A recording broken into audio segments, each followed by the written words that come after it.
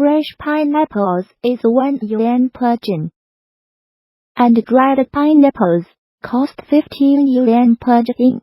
How can these pineapples be made into dried slices? First, clean the fresh pineapples, peel them, slice them with a slicer, put the slices on the trays, and put them into Zhongxu drying room. Set the datum through a microcomputer and turn it on. The electric drying room is energy-saving and environment-friendly. 1 degree of electricity can be used as 4 degrees of electricity.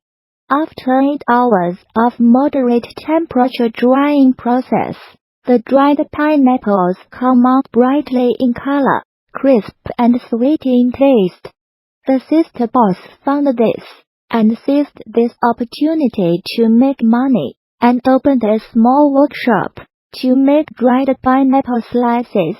Now she can make a profit of tens of thousands a month.